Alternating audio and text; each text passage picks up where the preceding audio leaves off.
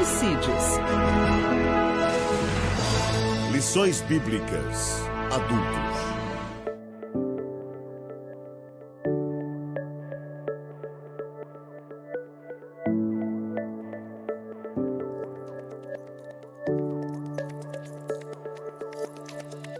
A paz do Senhor, estamos iniciando mais uma lição da Escola Bíblica Dominical, programa do Departamento de Comunicação da Igreja Evangélica Assembleia de Deus, Ministério do Belém, em Piracicaba, na direção geral, nosso pastor-presidente, pastor Irineu Lima Pereira. E hoje estamos recebendo nos estúdios ADCast para mais uma aula, ou seja, os subsídios da lição da Escola Bíblica Dominical do terceiro trimestre de 2025. Estamos recebendo aqui com muita alegria, mais uma vez, pastor Ebenezer, ou pastor Benê. Paz do Senhor, pastor. Paz do Senhor, pastor Neusley, a paz do Senhor, pastor Samuel. É uma alegria muito grande estar aqui mais uma vez. E lembrando, como da outra aula, eu me sinto mais uma vez como um leão na cova dos Daniéis. Pastor Benê é modesto. Nada, Também verdade. recebendo nos estúdios ADCast para também nos auxiliar aqui, nos ajudar em mais uma lição da Escola Bíblica Dominical, o presbítero irmão Samuel Silva. Paz do Senhor, irmão Samuel. Paz do Senhor, pastor Neusley, pastor Benê. É uma grande honra sempre estar aqui com vocês. Amém. Vamos já iniciando para mais esta aula, que é a aula de número 9, ou seja, a lição de número 9 que nós vamos estudar hoje, que nós vamos estar auxiliando os professores e os irmãos que nos acompanham através deste canal de comunicação. Desde já eu lhe convido a participar conosco, a compartilhar este conteúdo, a se inscrever no nosso canal, AD Belém Piracicaba, também ativar o sininho e todas as notificações para que você fique a par de todo o conteúdo que é direcionado através do nosso canal de comunicação. Vamos para a lição de número 9, que vai tratar hoje sobre uma igreja que se arrisca. O texto áureo da nossa lição encontra-se em Atos dos Apóstolos, capítulo 9, o verso 55. Mas ele, estando cheio do Espírito Santo, e fixando os olhos no céu, viu a glória de Deus e Jesus, que estava à direita de Deus. Verdade prática da nossa lição: a igreja foi capacitada por Deus para enfrentar um mundo que é hostil à sua fé e valores. A palavra-chave da nossa lição, que nós vamos tratar hoje, é martírio. A leitura bíblica em classe encontra-se no livro de Atos dos Apóstolos, capítulo 6, do verso 8 ao verso 15, e também capítulo 7, do versículo 54 até o versículo 60. Você que está nos assistindo, é importante que você pegue sua Bíblia e vai lá, confira, faça a leitura destes versículos, que vai te auxiliar muito aí no estudo desta lição.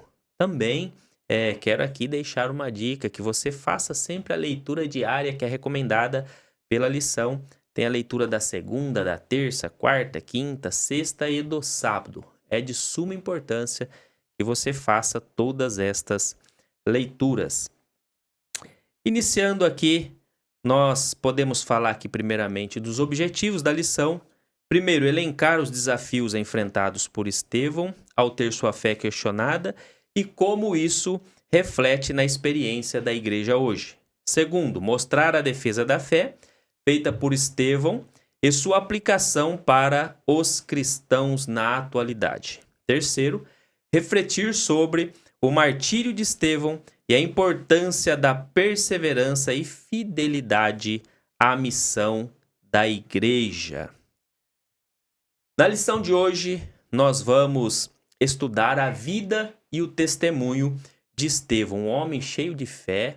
Inclusive, nós já fizemos menção na aula anterior, um homem cheio de fé, sabedoria e cheio do Espírito Santo. É bom fazer essa menção, que ele era cheio do Espírito Santo.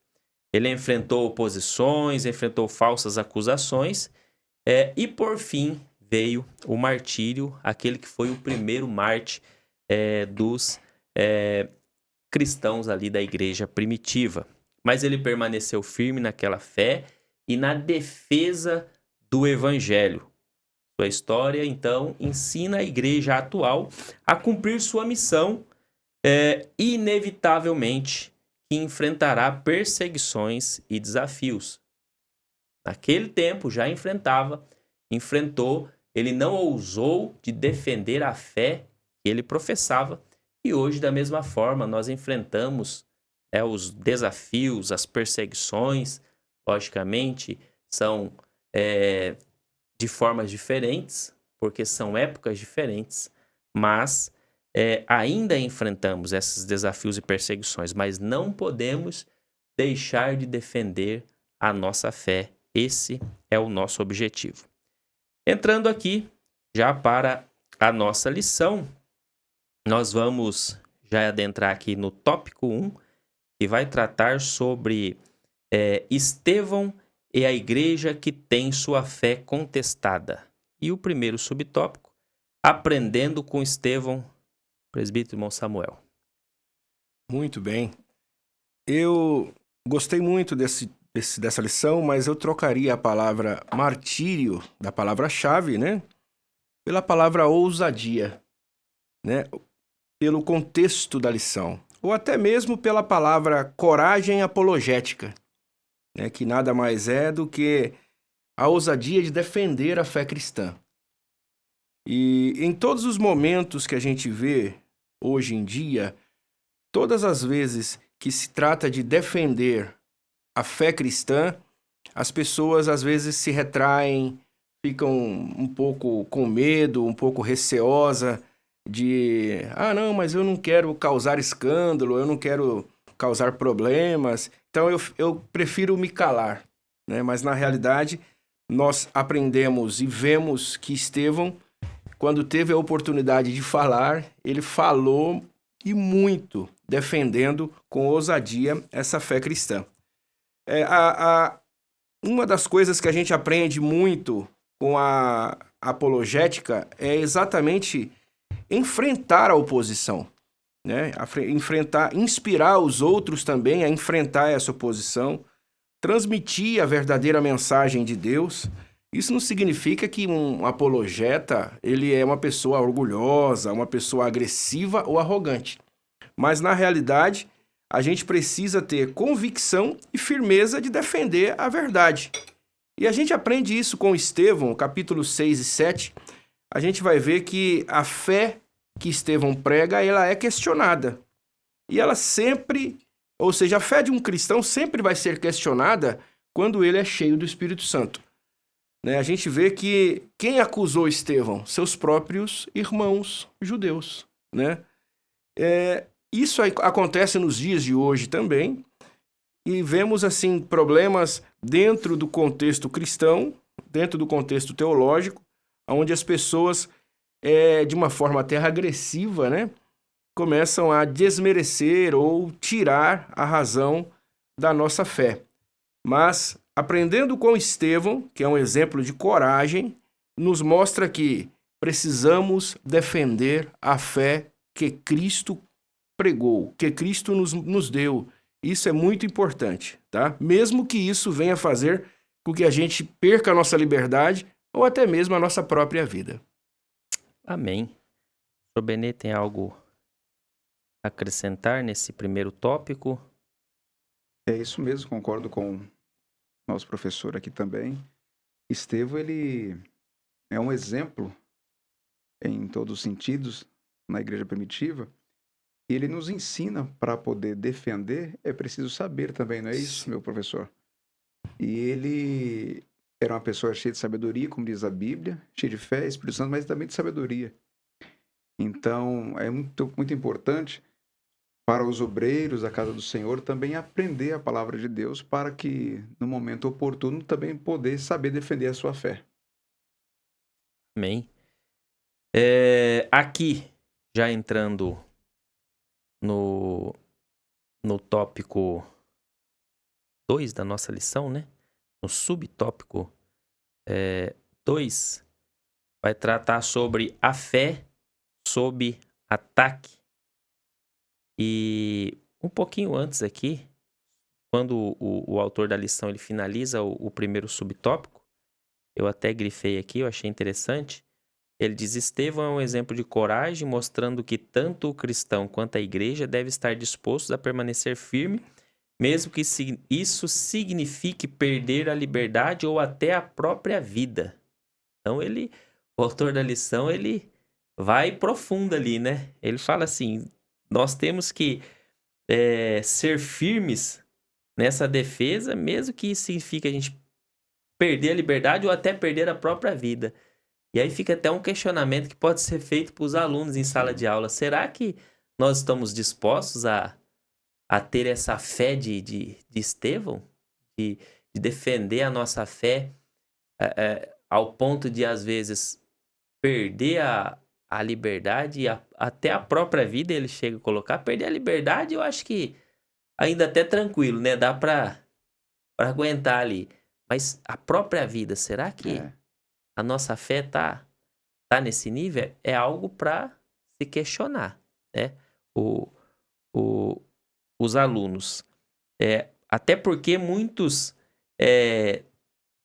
têm medo. A gente vê às vezes, eu acho que foi o presbítero irmão Samuel que fez até esse levantamento numa aula anterior, com relação a algumas igrejas que acabam abrindo e sendo amigo de todo mundo e concordando com tudo, justamente para não perder algumas liberdades. Né? Então, se às vezes os exemplos que vêm lá de cima já tá dizendo assim, não, pode levar aí de qualquer jeito. O que dirá os irmãos? Porque a igreja primitiva tinha o exemplo dos apóstolos, dos discípulos, que estavam dispostos, inclusive a perder, porque o maior exemplo foi o primeiro mártir. Isso. Tirando ali Jesus, porque Jesus não podemos dizer como um mártir, né? Porque ele foi um propósito, ele se entregou, né, por nós. Mas o primeiro mártir, Estevão, que a Bíblia faz menção, pode ser que tenha outros que já haviam sido mortos, né? Mas a Bíblia faz menção de Estevão aqui. E era um dos obreiros, né? Que foi instituído como obreiro, que foi separado como obreiro. E ele era o exemplo. E ele como exemplo. Mas hoje, será que nós temos exemplos que fazem com que nós também sigamos? Não é algo que pode ser questionado ali em sala de aula, não para gerar com certeza, uma polêmica, mas para que seja um momento de reflexão dos alunos. Geralmente, pastor, nós defendemos a verdade. Sim. Você só defende aquilo que você acredita ser a verdade.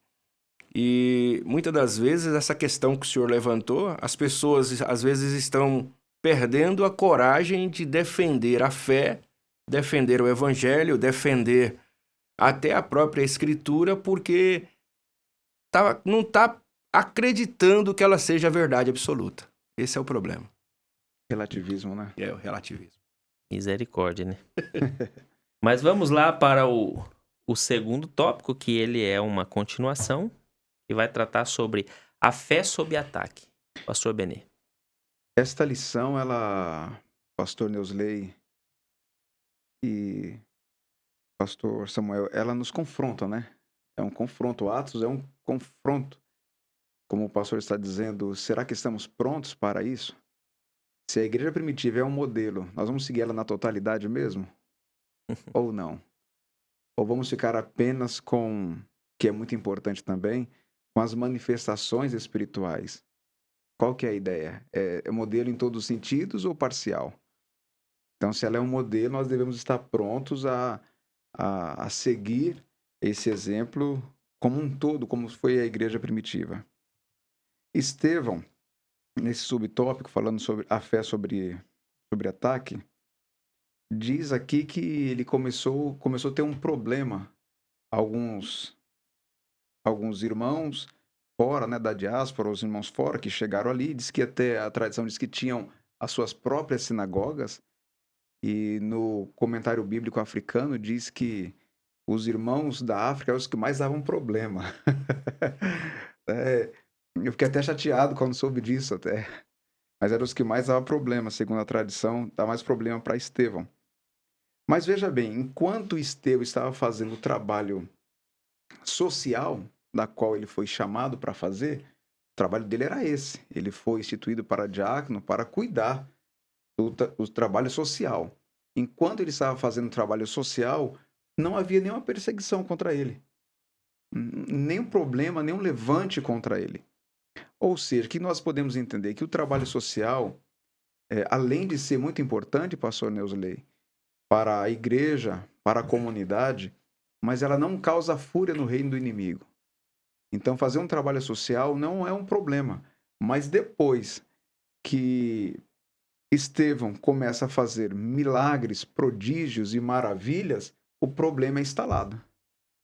Então, depois que a pessoa cheia do Espírito Santo começa a fazer aquilo que foi instituído pelo nosso Senhor e Salvador Jesus Cristo, ir por todo mundo, pregar o evangelho a toda criatura, curar os enfermos, expulsar os demônios, quando o crente começa, então, a cumprir, a fazer, a viver uma vida debaixo do poder do Espírito Santo, ele tem que estar preparado para poder ser confrontado também. A fé estará sempre sob ataque.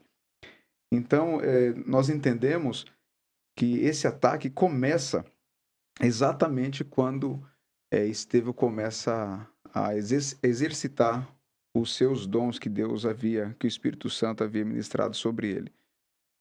Algo importante também que Estevão, ele não foi separado para pregar o evangelho, né? Ele foi separado para fazer o trabalho social da igreja. Então a função dele não era essa. Mas talvez o autor Ciro Chances, ele acredita, ele diz no seu comentário, que talvez estivesse valendo já a regra da escolha dos diáconos de Timóteo, 1 Timóteo 3,13, que diz que aqueles que forem bons diáconos, eles poderão ter cargos maiores, né? Eles servirão bem como diáconos, adquirirão para si boa posição e muita confiança na fé em Jesus Cristo. Talvez já estivesse valendo essa regra já para Estevão, porque ele fazia grandes coisas e até disputava a palavra com outras pessoas também ali, outros religiosos também. Sim. Well. Só corroborando com o nosso irmão, as sinagogas começaram a ficar vazias, né? Exatamente. Aonde tem milagre, aonde tem poder de Deus e aonde tem palavra de Deus, o povo vai, né? A gente precisa entender que muitas das vezes as pessoas falam assim, mas o povo não gosta da palavra. Não é verdade. Isso aí não é verdade. Quando Jesus estava falando, mesmo que seja um discurso um pouco mais duro, o povo estava ali presente. E todas as vezes que Estevão pregava, que Estevão realizava um milagre através dos dons, a gente vai encontrar que as sinagogas desses helenistas, desses outros, começaram a esvaziar. E o povo começou a ir para onde tinha poder de Deus, né? Então, hoje em dia, a gente encontra exatamente esse mesmo exemplo. Uma igreja que se destaca na oração, que se destaca na palavra, né? E que tem o poder de Deus, ela sempre vai encontrar pessoas que venham a se levantar contra invejosos, hereges, pecadores compulsivos, porque a igreja que tem a palavra de Deus como base, o pecado não reina, o pecado não jaz, como a gente fala, né? Não está ali. Mas com a presença da palavra de Deus e do poder do Espírito Santo, os pecadores compulsivos começam a se levantar contra, isso sem falar do próprio diabo também, que se levanta contra essa igreja cheia do poder de Deus. Partindo aqui para o subtópico 3, e daí a gente já pode até fazer uma conexão com o subtópico 4 também. O subtópico 3 ele fala a disputa com Estevão, e aí o 4 fala da falsa narrativa. Aqui o autor ele inicia colocando um vocábulo grego aqui, que é o suséteo, que significa, aqui a tradução é disputavam. E esse termo disputavam aqui, ele está aí dentro de um sentido de não só era uma forma de debater, mas era algo como se eles quisessem incutir na mente das pessoas o contrário do que Estevão pregava. Então eles tentavam disputar com Estevão a questão do que era pregado, justamente pelo que o presbítero Samuel disse, da questão das sinagogas estarem esvaziadas, e aí eles queriam trazer o povo de volta, mas diferente de Estevão, eles não eram cheios do Espírito Santo. Sim. Né? Estevão era um homem cheio do Espírito Santo. E uma outra coisa importante aqui que nós fizemos menção na aula passada, quando nós iniciamos falando sobre a instituição dos diáconos, que eles tinham que ter uma das características, sabedoria. Né? E por que a sabedoria? Porque eles tinham que estar preparados justamente para essa disputa aqui, que traz esse termo no grego aqui, susétel. Por quê? Se eles não estivessem preparados, se não fossem sábios, aqui eu entendo a sabedoria justamente na questão das sagradas escrituras, na questão de entender. Tanto é que nós fizemos menção sobre a defesa de Estevão, quando ele é levado para ser apedrejado. Ele faz uma defesa linda, que eu acho que é um dos textos mais lindos da Bíblia, apesar de que não dá para escolher, né? Mas ele começa lá no Antigo Testamento. Cita quase a Bíblia toda, ele né? cita quase a Bíblia toda na defesa dele.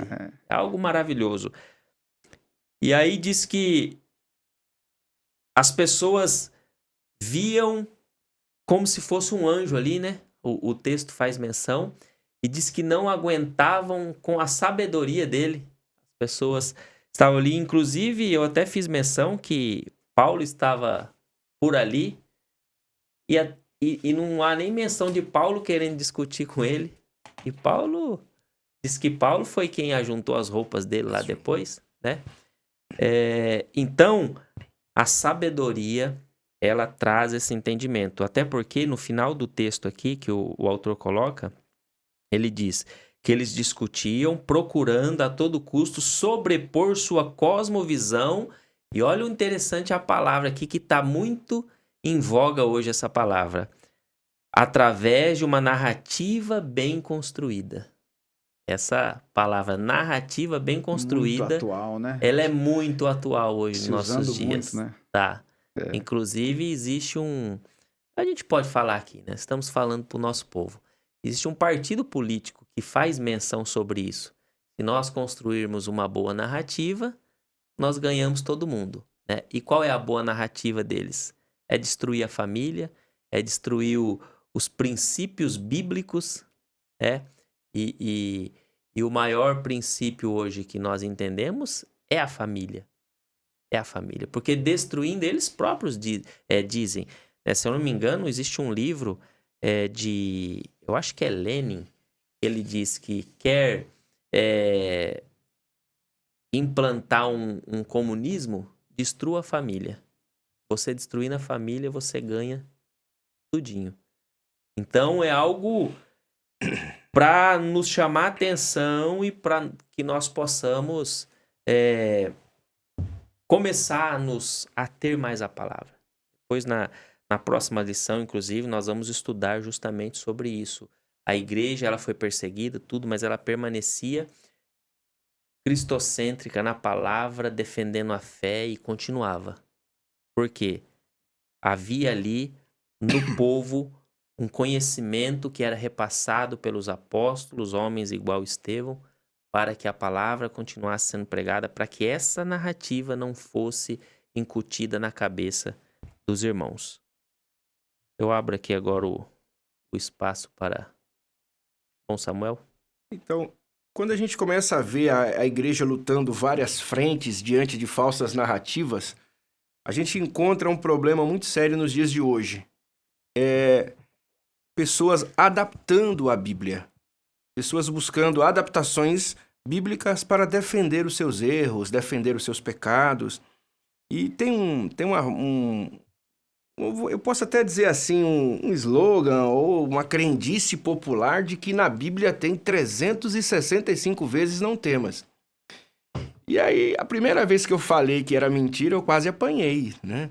Porque os irmãos, os papagaios, né, que não leem, só repetem, não, tá lá, é um dia por ano. Eu falei, irmão, tem um ano bissexto, então tem que ter 366, né?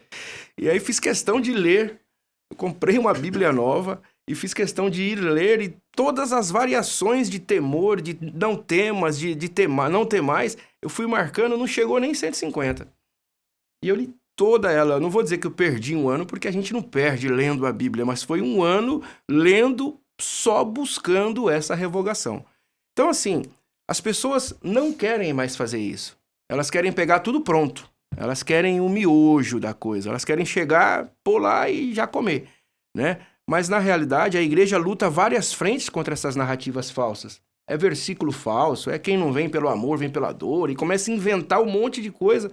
E, assim, faz com que a credibilidade da igreja ela venha a sofrer. Porque lá na frente, quando alguém vier lá de fora desmascarar, a pessoa não vai saber como se defender. E aí, um apologeta, sem saber se defender, ele vai passar vergonha. Misericórdia. Falando sobre as narrativas, né, que hoje existe muito, até na lição, ele pede, né, para conhecer algumas narrativas no final, uma das palavras mais citadas hoje também contra os cristãos é uma palavra que está na moda também, que somos intolerantes. Essa é uma narrativa criada que nós, os cristãos, somos intolerantes. Intolerantes ao quê? Ao que o nosso querido professor Samuel acabou de dizer aqui. Ele diz que nós somos intolerantes, mas contra o quê? É contra o pecado. Nós somos intolerantes. Nós defendemos a verdade, não é isso, professor Samuel? Sim. Defendemos a verdade, e na defesa da verdade existe lá a Bíblia especificando o que é pecado, que Deus, com o seu amor infinito, definiu para nós não fazer para o nosso próprio bem.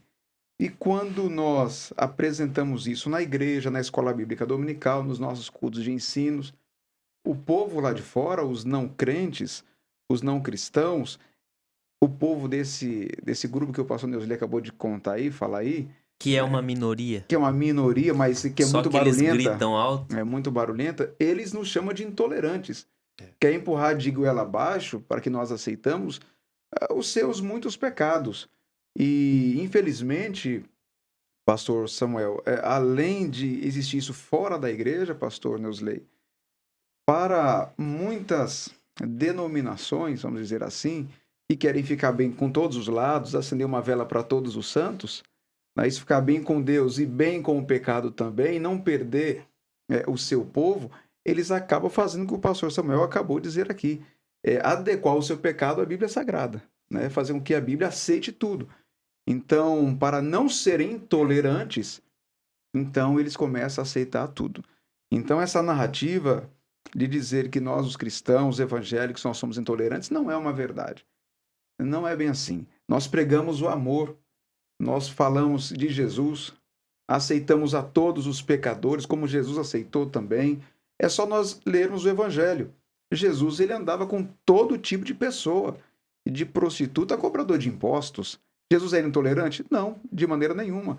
E quando nós começamos a ler a Bíblia, nós vamos perceber que Jesus teve mais impasses foi com os doutores da lei, não foi com os pecadores, mas foi justamente com aqueles que falavam sobre Deus. Porém, todas as vezes que Jesus andava com essas pessoas, pecadores, prostitutas, ladrões, cobradores de impostos, pessoas que os fariseus e os escribas confrontavam Jesus por andar com eles, Jesus andava com eles, mas os transformavam. As pessoas que vão a Jesus, eles são transformados, são mudados as suas vidas. Então não há intolerância em nós, nós amamos a todos. Porém, acreditamos que o Evangelho transforma essas pessoas também. O Evangelho tem um poder de transformação. Vinde a mim todos que estáis cansados e oprimidos, diz Jesus. Então todos que estão com alguma dificuldade, algum problema na sua vida, creia que Jesus, ele recebe a todos. Porém, o evangelho ele transforma a vida dessas pessoas. Amém. Nesse primeiro tópico, então, nós falamos sobre os desafios da defesa da fé. Assim como Estevão ele foi desafiado pelos seus opositores, mas ele permaneceu firme nesta verdade e nesta defesa de sua fé. Assim a igreja deve caminhar também. Seremos desafiados, mas devemos permanecer firme na defesa da nossa fé, como foi citado aqui pelo pastor Benê, inclusive de algumas narrativas e o exemplo de uma das narrativas, e são muitas outras. Em sala de aula você pode perguntar para os seus alunos, inclusive, se eles sabem de mais alguma narrativa que pode ser algo que ajude no desenvolvimento da aula. Vamos lá para o segundo tópico, que vai falar sobre Estevão e a igreja que defende sua fé. E nós iniciamos aqui com o primeiro subtópico do segundo tópico, que diz Deus na história do seu povo. Presbítero irmão Samuel. Estevão, ele é conhecido aí como o primeiro apologista, né? Como o primeiro defensor da fé, o primeiro mártir. E ele faz uma defesa linda. E ele começa lá do comecinho, ele cita nomes de pessoas importantes para a história judaica. Ele cita o nome de Abraão, de José, de Moisés, e diz que todos eles esperavam a promessa do Messias. Isso é que é o mais importante, né? E João mostra que todos esses, embora o Messias veio para o que era seus, quando a gente vê o Evangelho de João no seu primeiro capítulo, ele dizendo, veio para o que era seu, mas os seus não receberam. E a todos quanto receberam, deu-lhes o direito de serem feitos filhos de Deus. E Estevão, então, na sua defesa, ele ensina que toda explicação, que toda defesa cristã tem que ter como base Jesus Cristo. Eu não posso me apoiar em ninguém. O meu apoio é Jesus Cristo. A minha base de defesa é Jesus Cristo, né? Infelizmente, hoje em dia, as pessoas estão perdendo essa visão. Elas estão mais buscando a conciliação de conflitos, que na verdade eles chamam de conflitos, mas eu chamo de defesa da fé, infelizmente, eles não querem mais levar o conhecimento dessa verdade. Quando você recebe a mensagem ou recebe uma visita de alguém que venha para trazer uma outra mensagem, como a visita de qualquer pessoa de outra denominação ou de uma seita, podemos assim dizer, você tem que mostrar a sua convicção de fé, né? E Estevão, ele faz questão disso. Fala, olha, vocês acreditam, querem mudar a minha ideia, me fazer acreditar que Jesus não é nada, que Jesus não é Deus, que Jesus não é o Senhor, mas desde Abraão, José, Moisés, e ele vai citando vários outros nomes, esperavam o Messias, né? Então, a defesa da igreja sempre deve ser Cristo. A igreja não pode buscar a sua defesa em outro lugar. Sabemos que há recursos de leis, recursos legais, recursos tecnológicos, tantas outras coisas, mas o recurso da igreja ainda é e sempre deverá ser Cristo Jesus. Aleluia. É até interessante, irmão Samuel, quando o senhor faz menção nesse ponto da questão da defesa da fé, é que às vezes, inclusive o senhor disse aí, às vezes somos questionados por outras denominações, seitas até, e o importante não que seria assim, um membro da igreja, ele é obrigatório a debater e a ter um conhecimento teológico, não necessariamente, mas pelo menos o básico nós deveríamos saber, pelo menos o básico. Nosso credo. Exatamente, e pensando nisso, as Assembleias de Deus no Brasil, Ministério do Belém, nós temos a declaração de fé, que é a declaração de fé das Assembleias de Deus. Inclusive, está toda a nossa crença ali. E o mais importante, tudo pautado na Bíblia Sagrada. Ali não tem nada de achismo, não tem nada de alguém inventou alguma coisa. Não. É pautado nas Sagradas Escrituras. Pelo menos isso, presbítero Dom Samuel, eu acredito que a igreja, de modo geral, tinha que ter um livro desse e ler ele completo. Todos os membros. Todos os membros, deveria. Porque se ele for questionado sobre qualquer assunto, tem tudo aqui. Tem tudo nesse livro, da declaração de fé. Então isso é muito importante. Só que às vezes os irmãos não estão lendo nem a Bíblia. E dirá um livro secular. A gente ri assim, mas é uma realidade. É uma realidade. Triste uma triste realidade. Uma triste realidade. Eu já me deparei com um jovem que ele não conhece uma doutrina nossa, da nossa igreja. E às vezes é jovem que quer questionar as doutrinas da nossa igreja. Mas espera aí. Não dá, né? Mas espera aí, você está na Assembleia de Deus. Vamos pôr aqui a mais ainda, Ministério do Belém. E você não conhece a doutrina da igreja que você está pertencente? Não, aí é difícil. Então a pessoa tem que ter esse conhecimento. Eu acho que era isso aí para eu poder corroborar nesse primeiro subtópico aqui do tópico 2. Mas já entrando aqui no segundo, corações endurecidos. Pastor Benê. Pastor Neusley, se me permite, eu sei que o tempo é curto e precisamos ser atentos a isso, mas em relação ao debate que o pastor acabou de dizer aí, nós devemos sim estar preparados, como o professor Samuel também, um grande apologeta, explicou aqui, prontos para o debate, se for o caso, contra aqueles que querem mudar contra a nossa fé. Mas o que nós vemos muito é os debates jovens dentro da nossa igreja, disputando entre nós. Ah, mas aí tá errado. Né? É o que o pastor Neusley acabou de dizer. Pega uma palavrinha, um termozinho, quer dar um outro sentido para aquilo, ou mudar as bases da nossa fé, daquilo que é, por exemplo, a declaração de fé da nossa igreja, que demorou mais de 100 anos para ficar pronta. Então, será que eles erraram? Será que é eu que vou saber? Então, o apóstolo Paulo, ele fala para Timóteo, né? Orienta Timóteo, em 2 Timóteo 2:23, para não contender. Timóteo, não fica contendendo, não fica disputando. Mas, ao invés disso, no versículo 24, você deve ser um professor manso. Então, entre nós aprendemos com mansidão. Mas é bem comum nós vermos, de vez em quando, pessoas debatendo assuntos teológicos, e são debates ferrenhos dentro da nossa esfera cristã. Que Deus nos guarde disso. Mas, pastor Neusley, os corações endurecidos.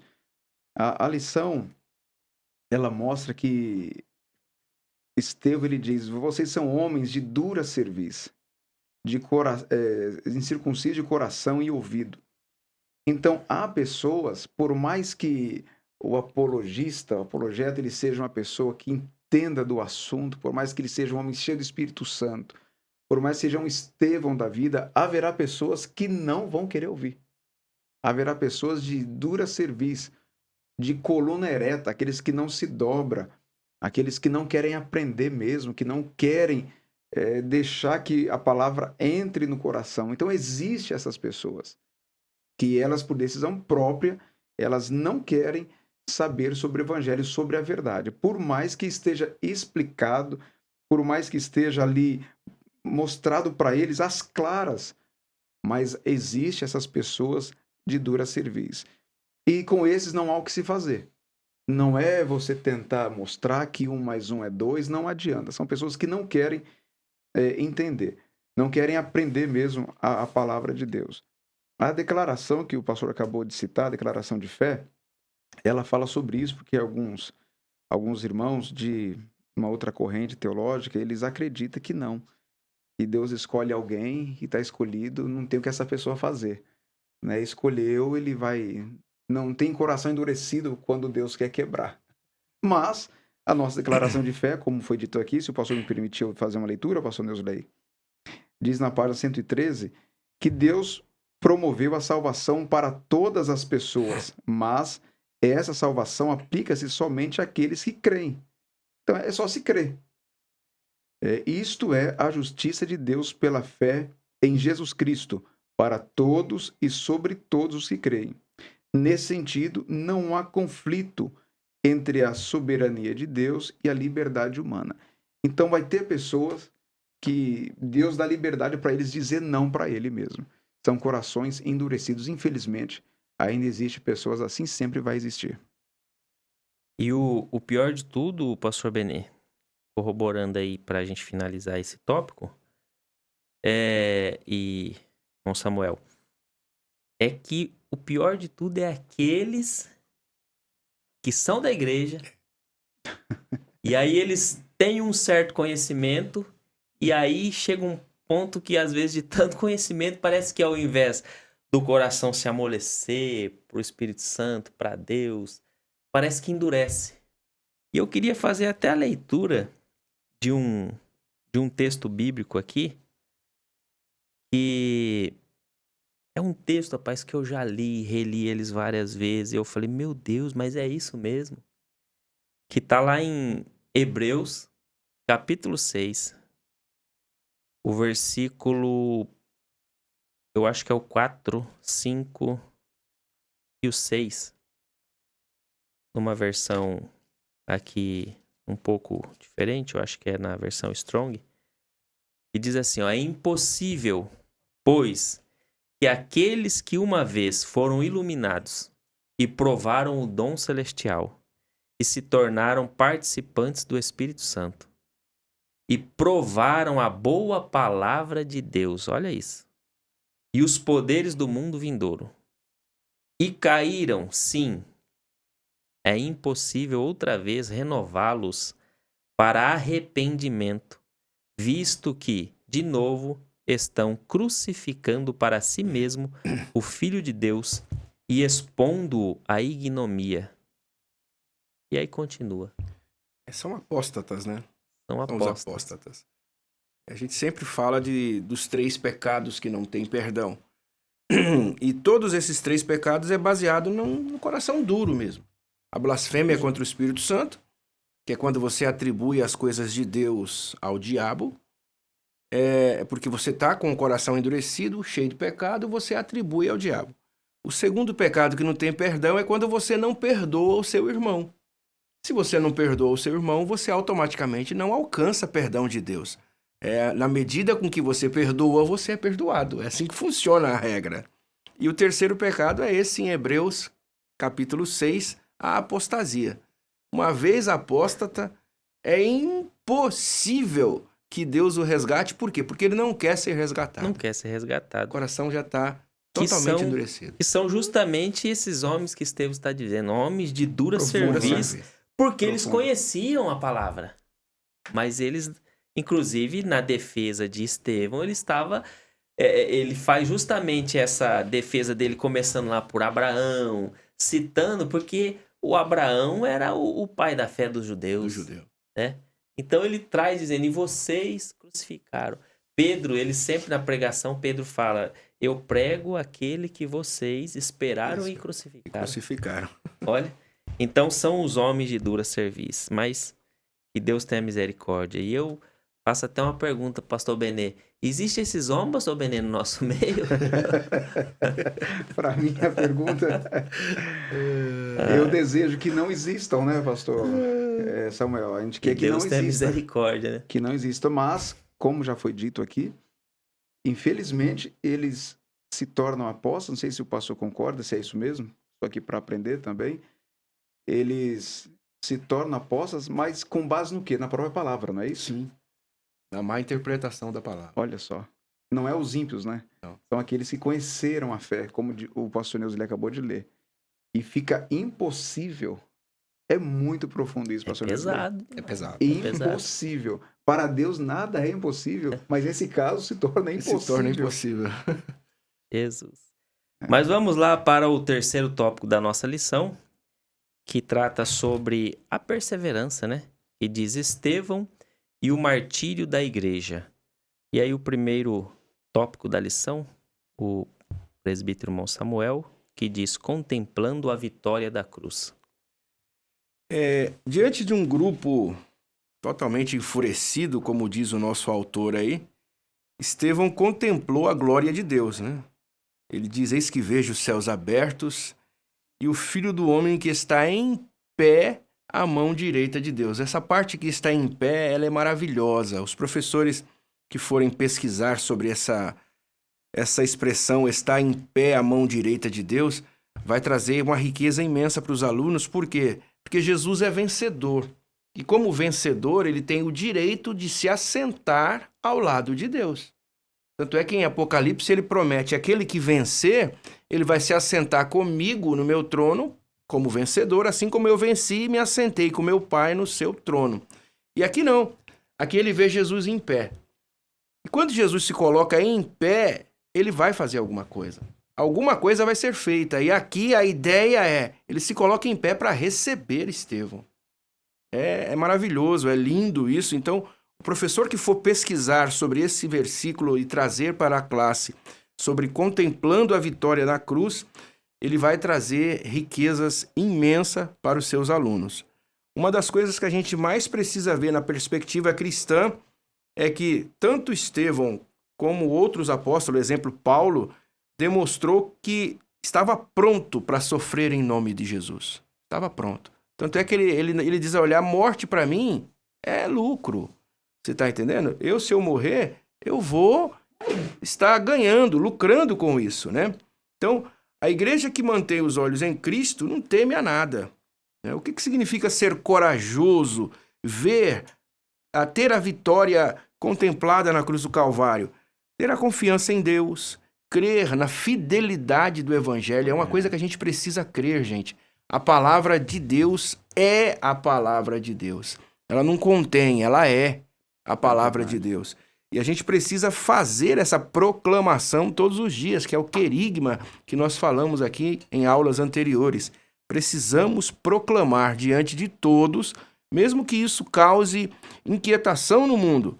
Mas eu vejo a minha vitória em Cristo através da cruz, na proclamação da verdade do Evangelho.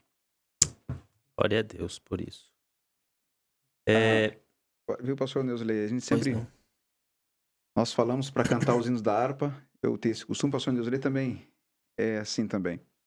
A gente incentiva os irmãos a cantar os hinos da harpa meditando na letra. Hoje em dia ele só lê no telão, só acompanha. Mas o hino 46 da harpa cristã diz: com valor, sem temor. Isso. Né? Bem alto erguei o seu pendão, firme sempre até morrer. Nós cantamos, sabe que estamos prontos até morrer, mas cantamos todo culto. E o professor aqui, o irmão Samuel, acabou de dizer que Paulo estava pronto, os apóstolos estavam prontos para morrer. Que Deus nos dê essa fé para estar pronto, se necessário for, morrer por amor a Cristo. Pedro disse que ficou feliz, alegre, se regozijou por ter se achado digno de sofrer pelo Evangelho. Na verdade, nós hoje queremos o triunfalismo do Evangelho, que não existe. Que não existe. É bem por aí, né? E tem um versículo, eu até estava tentando achar ele aqui, que é Paulo escrevendo a Tito sobre a bendita esperança, né? Do aparecimento do Senhor em glória. Era o que eles esperavam, né? Era o que eles aguardavam. Então, havia essa perseverança. A defesa da fé era em cima dessa perseverança que eles tinham, de que se acontecesse qualquer coisa, Tudo certo. tá tudo certo. Tá, Morrer é já Cristo. tá tudo preparado. Viver é Cristo, morrer é lucro. É lucro. Eu acho que é uma pergunta até que eu faço a vocês na posição aqui de mediador. Eu acho que eu Colocar pessoas estou no fogo, né? beneficiado disso. Será que por conta do tempo que se passou desde a crucificação, vamos por aí 2000 anos já da igreja primitiva, desde o início da igreja primitiva, né? Se passaram mais de 2000 anos. E a igreja primitiva já esperava a volta de Cristo para aqueles dias. Será que por esse prolongamento, a fé de muitos foram se esfriando? Tem um versículo bíblico, né, irmão Sim, Samuel? Mateus fala que Mateus, né? Multiplicar a iniquidade, né? o amor ia esfriar, né? Mateus 24 nos fala exatamente isso. Mas não fala do tempo, fala por se multiplicar a iniquidade, né? Exatamente. É que, na realidade, o tempo na Bíblia, ele não é uma coisa a ser estudada. Porque Deus é atemporal, né? Cristo é atemporal. Então, assim, quando a gente fala de tempo, a gente está falando da linha humana. E a linha humana, quando se fala de tempo, envolve ansiedade, envolve tantas outras coisas que fazem com que o tempo parece que foge do nosso controle, já correu e tanta coisa. Mas, na realidade, tudo quanto foi profetizado para acontecer está começando a acontecer. Tem profecias que ainda não se cumpriram. Então, assim, precisa realmente, por ser a palavra de Deus plena, precisa se cumprir tudo, né? Então, assim, é claro que tem pessoas que não aguentam esperar, tem pessoas que desistem, que desanima, a fé não está tão fortificada ou fortalecida em Cristo, e aí essa pessoa termina entregando os pontos e dizendo, eu desisto de esperar, já cansei, né? Mas, na realidade, não importa, se ele não vier no arrebatamento, eu vou continuar esperando e a gente se encontra lá no céu. E aí eu até me direciono agora aos irmãos que estão nos assistindo. Quando eu abri o terceiro tópico, eu falei a palavra perseverança. E a palavra do Senhor diz, aquele que perseverar até o fim, este será salvo. Então, independente de qualquer coisa, a palavra para nós é perseverar até o fim. Até o fim. Até porque isso não é de agora também. Apesar da pergunta que eu fiz, né? E é importante, às vezes, nós, em sala de aula, fazer essas perguntas para ver qual é a resposta do aluno, o que o aluno pensa, né? Porque lá já, na igreja primitiva, nós fizemos menção nas primeiras aulas, né? Jesus caminhava com a multidão. Era muita gente. Eu fiz menção aqui de 20, 30 mil pessoas que caminhavam com ele. Se a gente for basear ali nas multiplicações, dos textos das multiplicações. Só que daí, quando Jesus ele é crucificado, acho que é 1 Coríntios que fala, que diz que um grupo permaneceu ali um tempo, era um grupo de umas 500 pessoas, né? Ele foi assunto aos céus. Quando ele foi assunto aos céus. E depois, quando o Espírito Santo desce, quanto que tinha lá? Quase 120. Quase 120. Então, já lá na época de Jesus, alguns já não perseveravam. Mas, pastor Neusley, 120. Só que esses 120 colocaram fogo no mundo. Meu depois Deus, do Espírito Santo. Na primeira pregação, foram quantos? Quase 3 mil. Na segunda, quase 5 mil 5 mil homens. Então, tudo bem, não perseveraram, mas esse grupo pequeno que perseverou, que tinha uma causa, estava disposto a morrer por amor a Cristo, eles colocaram o mundo de ponta cabeça. Então, talvez seja que, com o passar do tempo, a igreja, digo a igreja num todo, ela perdeu a causa dela. Então, o evangelho, o evangelho permanece o evangelho, mas o uso do evangelho foi mal feito o uso do evangelho. Sim. Então, desde os pais da igreja que lutaram, que deram a vida pela igreja, mas com o passar do tempo, começaram a vender a fé. Sim. Né? Não era mais Cristo. Né? Os mártires se tornaram os outros Cristos. Foram criando, a idolatria entrou dentro da igreja. Já não era mais Cristo, perdeu a causa. Quando perde a causa, ninguém tem mais o que perseverar. Deixou de ser corpo de Cristo para virar instituição, né? E aí, quando vira acontece instituição, isso... Exatamente. Mas você que está nos assistindo aí, de repente você pode ser um dos 120 da nossa geração. Exatamente. Que vai incendiar aí a futura geração. Em nome de Jesus. Em nome de Jesus. O símbolo da Assembleia de Deus é o fogo. É o fogo. Então, Exatamente. Queremos estar com os corações queimando aí. Em nome de Jesus. Mas vamos lá para o último subtópico aqui, né? Perdoando o agressor. Pastor Benê. Olha, que coisa difícil é perdoar quem te faz mal. talvez o professor possa fazer essa pergunta na sala de aula. Você já perdoou quem te fez algum mal? Alguém fez algum mal para você, você perdoou essa pessoa? O evangelho de Jesus é perdão o tempo todo. O professor Samuel acabou de citar aqui sobre a salvação depende do perdão. Sim. Se você perdoar, você será perdoado. Se não perdoar, não tem perdão para você. Então, veja bem, Estevão, ele é o exemplo de cristão, desde o começo da lição estamos falando sobre isso, que ele é o exemplo de cristão para nós, para a nossa geração, para todas essas gerações. E o que me chama a atenção, pastor Neusley, na vida de Estevão, pelo menos nos dias da sua vida, nos últimos minutos talvez da sua vida, ele tem muita semelhança com Jesus. Então ele é um seguidor fiel de Jesus.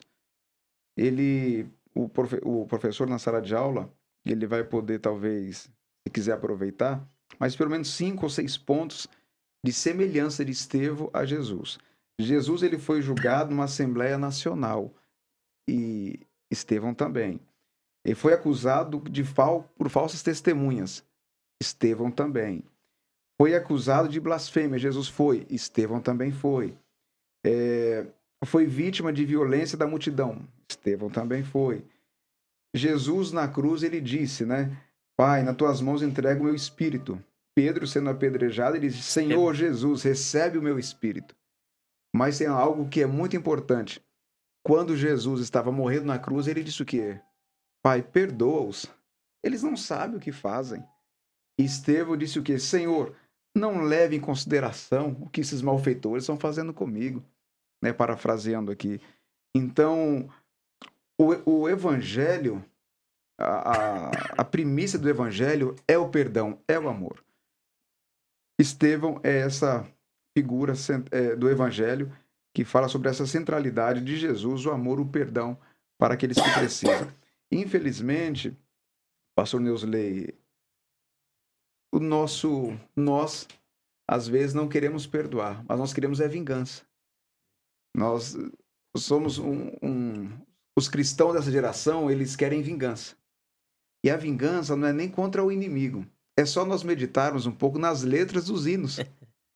Além do triunfalismo, é um revanchismo muito grande. Terrível. Né? É a luta contra o irmão. Eu vou estar lá no palco, você vai estar lá embaixo, só me vendo. Você vai ter que me aplaudir. Né? Não tem perdão nem para com os nossos irmãos mesmo. Misericórdia, né? Acabou. Acabou, não existe. Enquanto Estevão estava recebendo uma chuva de pedras, ele estava falando para Deus não levar em consideração a ação dos seus agressores. E, infelizmente, nós, os cristãos, não conseguimos perdoar os nossos irmãos e ainda queremos o mal para ele. Eu já vi, professor, quando canta esses hinos, eu já vi pessoas olhar para o outro assim e dizer, tá vendo aí? Ó, é eu que estou cantando isso aí. Infelizmente, isso tem acontecido em nossos dias. Mas a Bíblia nos ensina a perdoar.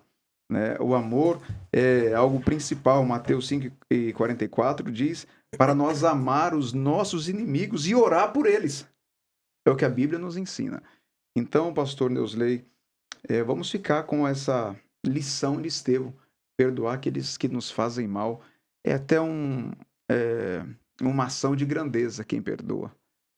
Quem perdoa, ele consegue ver que o que fez mal a ele é menor do que ele. Então, perdoar é sinal de que a pessoa tem o Espírito Santo em sua vida. O pastor Irineu, ele diz que ele se sente um tapete, né, que pode passar por cima dele à vontade.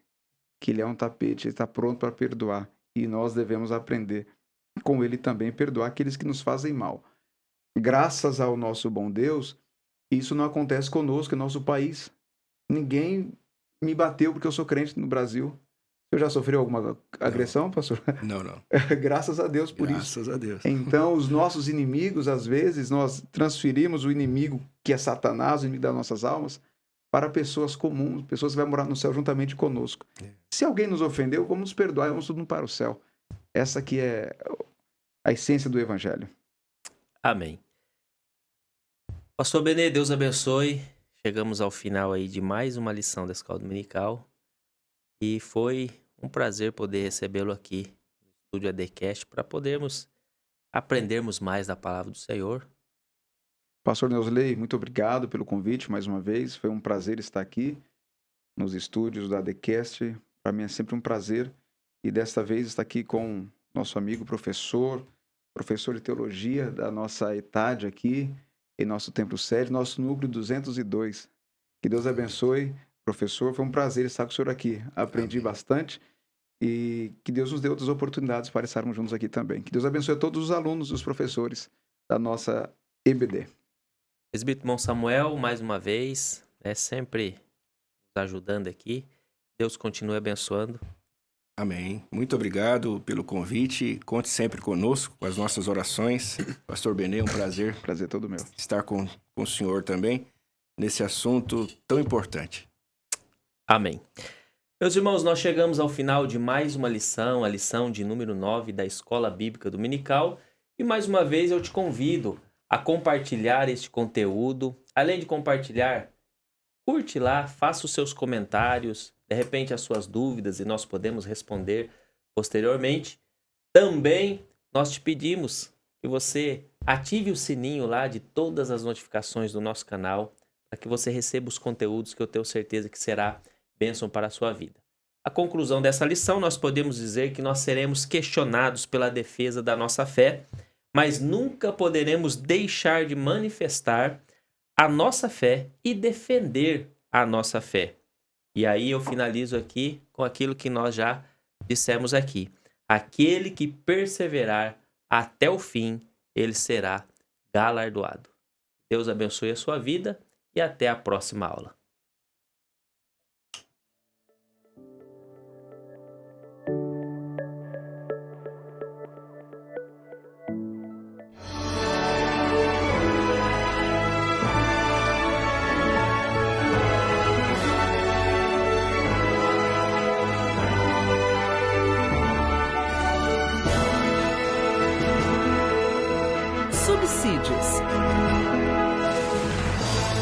Lições Bíblicas Adulto.